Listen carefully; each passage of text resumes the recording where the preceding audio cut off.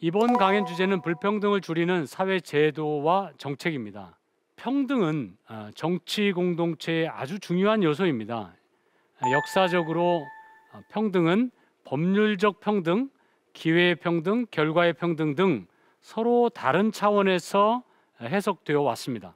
정치에 영향을 주는 정치 사상에서도 사회민주주의, 공산주의, 또 발전국가주의, 신자유주의라는 이념에 따라서 평등에 대한 관점이 매우 달랐습니다.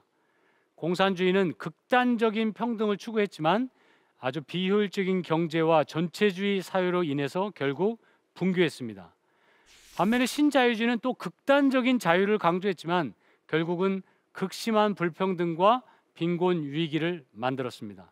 하지만 복지국가는 기회의 평등과 결과의 평등을 동시에 추구하고 경제와 복지의 선순환을 추구하면서 가장 우월한 성과를 만들었습니다. 이런 관점에서 한국의 새로운 제도 개혁과 정책 방향의 설정이 매우 중요합니다. 그래서 오늘 강연 주제는 불평등을 넘어 민주주의의 귀환입니다.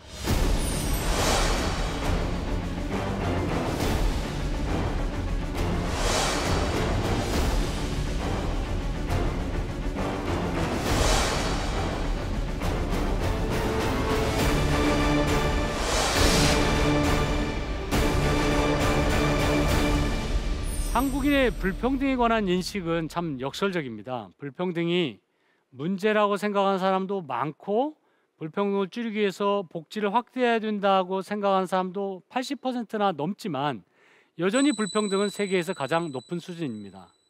왜 이런 불평등의 역설이 발생했을까요? 뜨거운 물속에 개구리가 들어가면 뛰어나가지만 보통 온도에 가만히 있다가 물이 끓으면 개구리가 움직이지 않고 있고 죽는다는 말이 있습니다.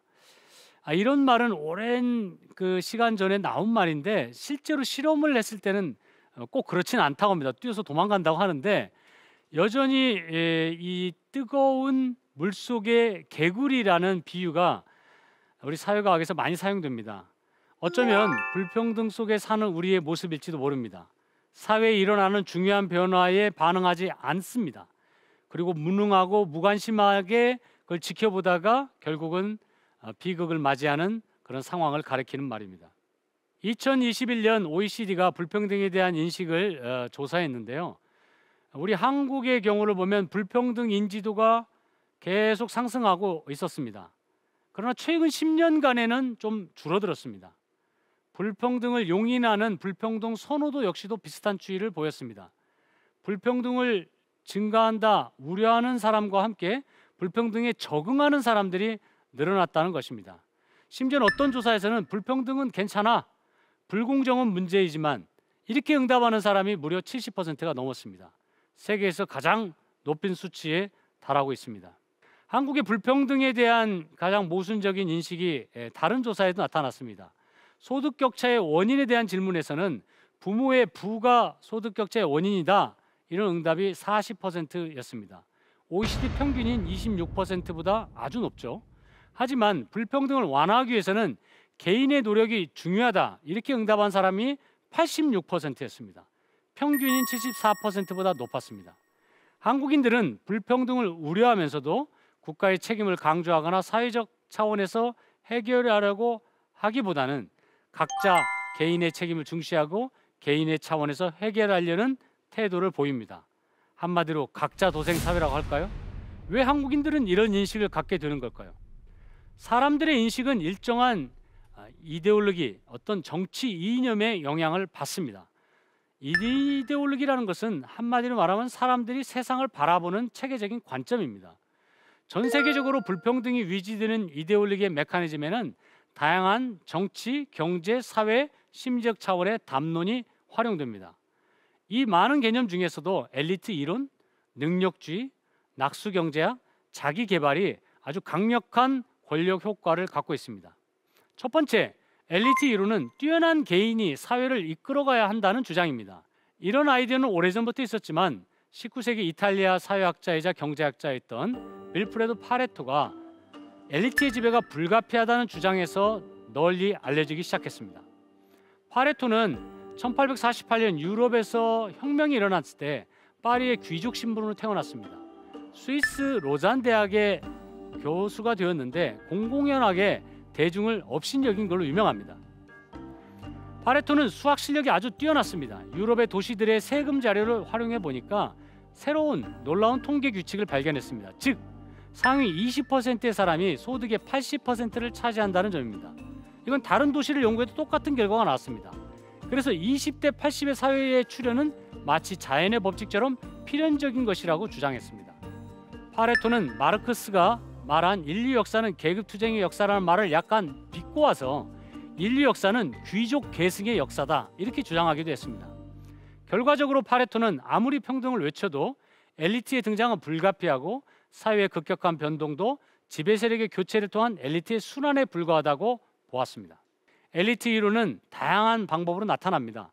우리 한국에서도 1990년대 재벌의 최고 경영자가 한 명의 천재가 10만 명을 먹여 살린다 이런 말을 했습니다. 그 후에 천재 경영론이 인기를 얻었습니다. 기업의 최고 경영자가 수십억 연봉을 받는 것을 이제 당연하게 생각하는 사람이 많습니다. 비슷한 논리로 공부를 잘해서 좋은 학교에 가고 투자은행이나 법률회사에 가서 억대 연봉을 받는 것도 당연하게 생각합니다. 몇 년 전에 한국의 한 정당의 대표가 된 젊은 정치인은 실력 또는 능력이 있는 소수가 세상을 바꾼다 이렇게 주장을 했습니다. 이것은 민주주의 원칙과는 매우 상반된 주장입니다. 두 번째, 능력주의입니다. 능력주의도 우리가 상식적으로 많이 받아들여지고 있는데 한마디로 말하면 개인의 능력에 따라서 보상을 다르게 받아야 된다는 주장입니다. 물론 좋은 뜻도 있습니다. 부모의 배경과 상관없이 누구나 노력하면 성공할 수 있다는 논리를 제공하는 거죠. 그런데 이 능력주의란 말은 원래 영어의 메리토크라시는 1950년대 영국의 사회학자인 마이클 영이 능력주의의 등장이라는 소설에서 처음 썼습니다. 이 소설은 2033년의 미래 사회에서 모든 사람이 평등한 기회를 누리지만 시험 성적에 따라서 어린 시절에 학교를 정해지고 시험 성적에 따라서 직장도 정해지고 시험 성적에 따라서 운명이 결정되는 미래 사회를 디스토피아 같이 비관적으로 묘사한 책입니다. 실제로 영국에서 1950년대에 초등학교 졸업생 성적에 따라서 직업학교와 인문계학교로 분리해서 입학을 시킨 일이 있기 때문에 이에 대한 풍자를 한 겁니다. 그러나 마이클 영의 이런 능력주의라는 개념에 대한 날카로운 풍자에도 불구하고 능력주의는 시간이 지나면서 점점 긍정적 의미로 탈바꿈했습니다. 미국의 사회학자들은 불평등한 보상 체계를 가진 사회계층이 사람들이 열심히 일하려는 동기를 부여하기 때문에 이 사회에 기능적인 필요가 있다 이렇게 주장하기도 했습니다. 또한 소련의 기계적인 평등주의에 맞서서 미국식 능력주의가 우월한 개념이라고 주장하기도 했습니다. 우리 한국에서도 능력주의는 널리 퍼졌습니다. 열심히 노력하면 성공할 수 있다. 이것은 놀라운 교육 열풍을 불러일으켰고 좋은 학교에 가서 좋은 직장에 가면 성공할 수 있다는 개인의 신념도 널리 확산되기 시작했습니다. 그러나 시간이 지나면서 능력주의는 불평등을 합리화하는 이데올로기가 되었습니다. 심지어는 많은 언론에서도 불평등은 사회를 움직이는 원동력이다 이렇게 불평등을 옹호했고 능력에 따라서 선발된 리더가 조직을 이끌어가야 된다고 주장했습니다. 더 큰 문제가 있습니다. 능력주의는 개인주의라는 그 의피 안에서 세습을 통해서 부와 그 능력이 세대 간에 전승되는 것을 계승되는 것을 교묘하게 은폐하고 있는 것입니다. 최근에 대학 부정 입학 때문에 큰 국정농단 사건이 벌어졌을 때 이 사태의 주인공이 능력이 없으면 니네 부모를 원망해 이런 말이 젊은이들이 공감하지 않고 크게 공분한 것은 바로 그런 이유입니다.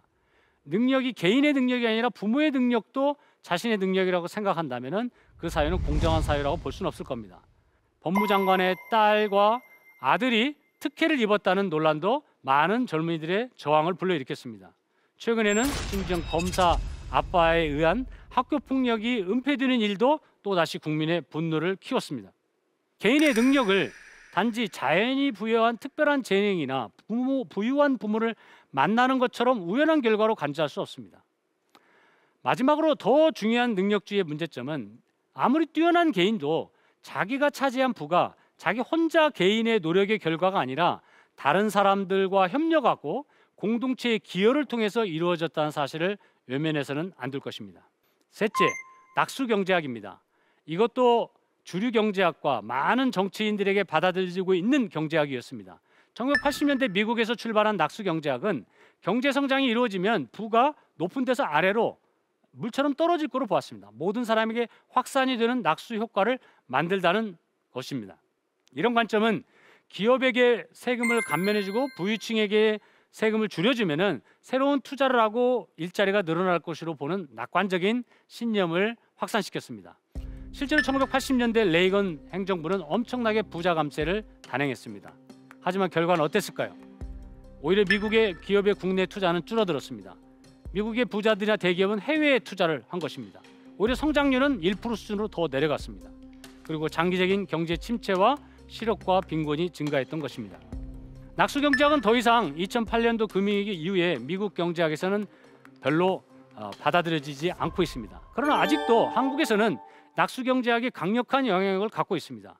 심지어는 대통령 선거 공약에서도 경제 성장률 7%를 이루기 위해서는 기업 규제를 완화해야 된다고 주장합니다. 그리고 기업에게 세금을 깎아줘야 경제가 발전할 수 있다고 많은 사람들이 믿습니다. 그러나 경제 성장률 7%라는 공약은 전 세계에 없는 그런 특이한 공약일 뿐더러 낙수 경제학이 실제로 경제 성장을 유도했다는 실증적 증거는 경제학에서도 더 이상 찾아보기는 어렵습니다. 이것은 하나의 이론이라기보다는 학문과 정치를 지배하는 일종의 이데올로기가 되고 있습니다.